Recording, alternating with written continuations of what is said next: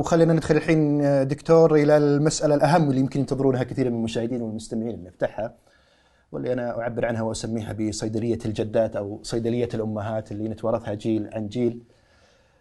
خليني أبدأ معك أول شيء بالمرة. المرة وش لها وش عليها يا دكتور؟ المرة هذه شيء يعني من الأشياء اللي مسطرة بالتاريخ القديم، حتى في العهد القديم موجودة في كتب الإنجيل أو التوراة. نعرف اللي هي قصة اللي أتوا إلى عيسى وجابوا معهم المرة، وهذه موجودة في القصص القديمة. المرة سلمك الله اللي حتى اسمها بالإنجليزي يسمونها المر، احنا نسميها مرة هم يسمونها المر.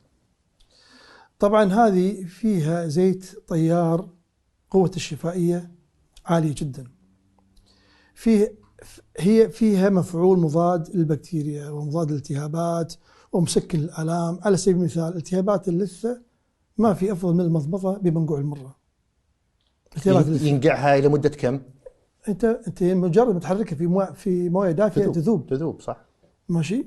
يعني لو ذوبت قطعة صغيرة كبر حبة الحمصة هذه إيه؟ ماشي في كوب ماء دافي تشربها الصبح صباحا، بس يفضل على الريق لا تتعدى نص ساعة إلا من تاكل، لأنها تسبب هبوط بالسكر.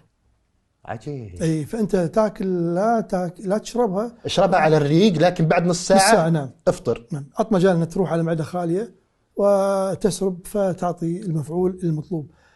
التهابات المعدة والتهابات القولون والتقرحات ممتازة جدا عند منقوع المرة. كذلك التهاب الجيوب الأنفية ما تحتاج تعمل عملية جيوب، جرب طريقة المرة. وشلون؟ أي طريقة؟ اللي هي المنقوع وتنقيط بالأنف. ينقط منقوع المرة مثل ما قلت، كبر حبة الحمص إيه؟ في كوب ماء دافي وشوية رشة ملح. رشة ملح يعني في طرف الملعقة الصغيرة حقت إيش تحريكة الشاي، ماشي. وهذا السائل احفظه عندك بالثلاجة أو حطه في قطار خلها في الثلاجة ونقط في الأنف 2-3 مرات في اليوم. هذا حق شغلتين: التهاب الجيوب الأنفية وفقدان حاسة الشم. فقدان حاسة الشم، التهابات الجيوب، جرب هذه الطريقة شوف أسبوع أعطيك إلى 10 أيام. في أشبه أقوى من المرة تفعل هالشيء هذا. التهابات والصديد اللي يخرج من السرة برائحة، منقوع المرة نقط عليه بس تنقيط 2-3 مرات في اليوم 3 أيام إلى أسبوع وانتهى الأمر تمام. عندي حالات وموجودة في حسابي على الانستغرام لحالات قرر عليهم بتر القدم. غرغرينة؟ نعم بتر، في جرح سكر تحت القدم مفتوح زي السندويتش هالشكل. والله العظيم ما أزل عليك. أعطيتهم العلاج فقط المسح بمنقوع المرة، ثم بعد ذلك طبقة خفيفة من العسل ويغير على الضماد يوميا. طبعا هو مو خسران شيء لأنه كان مقرر له بتر.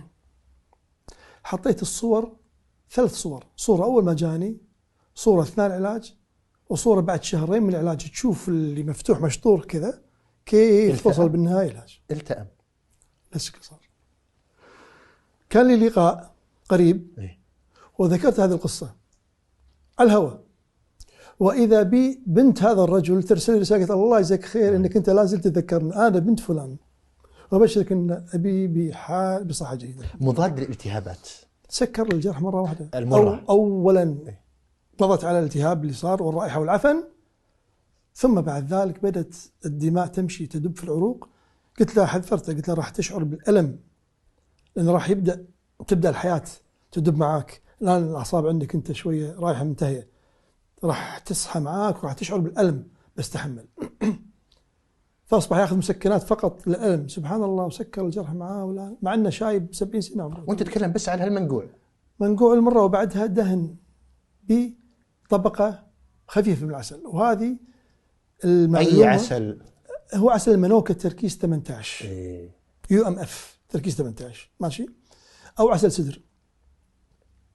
وهذه المعلومة كذلك تهم اللي معهم تقرحات الفراش، كبار السن اللي كثر ما هو يكون مستلقي هذا ما في، فتصيب تقرحات الفراش. بعض الحالات يضطرون كحت. وهذا جرب منقوع المرة مثل ما أنا قلت، تمسح الجرح منقوع المرة، بعدين طبقة خفيفة من العسل تغطيه تغير عليك اليوم، شوف أسبوع إلى أسبوعين كيف يحصل. الرضع نعم. أيضا أمهاتنا من أول كانوا يستخدمون المرة علشان بس ينفطم.